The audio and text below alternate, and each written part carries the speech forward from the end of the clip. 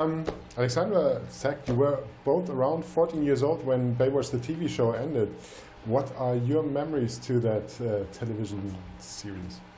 Mine are hazy. Pamela Anderson coming out of the water, David Hasselhoff being epic and handsome, and some cool underwater action. You have some.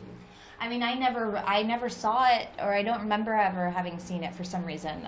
Maybe because of the channels that we got in my household. But I remember watching the True Hollywood stories of the actors, and becoming fascinated by Baywatch through their lives, because their lives were so glamorous, and they dated rock stars, and crazy things happened, and it sort of was this like magical fantasy Hollywood world that I didn't understand at the time.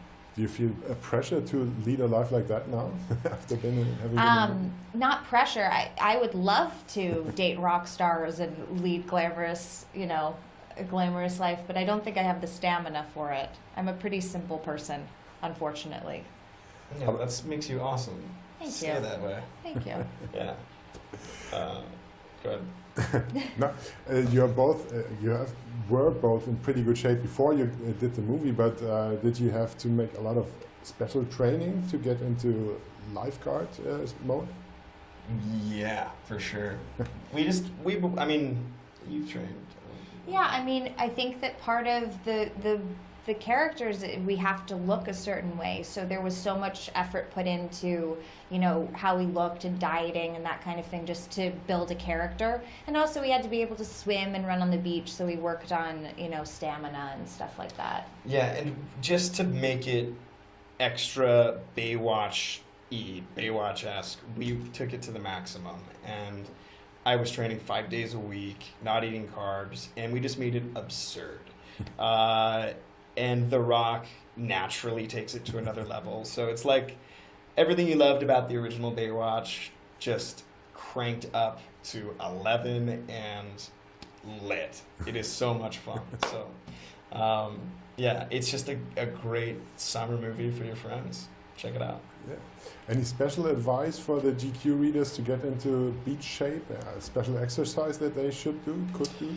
For the GQ readers? Yeah. For men's GQ? Yeah. Absolutely. If you listen to podcasts, listen to the Rich Roll podcast. Rich Roll podcast. He's a really fascinating guy, and I've learned so much about health and wellness and overall well-being from listening to his podcast. So, yeah, I guess I'm giving him a shout out. What's up, Rich? Rich Roll. Check out his podcast. Go for it. And that's honestly like one of the major keys for me to fitness. Okay. After making this movie, do you think you could save a drowning person in real life?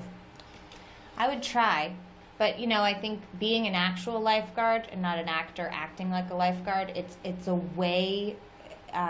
It's a very difficult job, and I think we became aware of that. You get in the water and swim for 5 minutes, and it's very difficult. But on the day when I was saving somebody, I was in like jeans or shorts and a t-shirt and full shoes and socks, and I was trying to stay afloat. Like I could barely do it for 5 minutes, let alone save a stunt woman who was extraordinarily strong. Yes. And she like elbowed me in the face a bunch of times, and I was like, oh, yo, chill, like this is not real, it's a movie.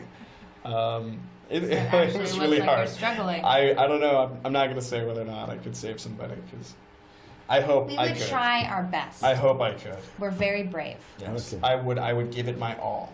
Absolutely.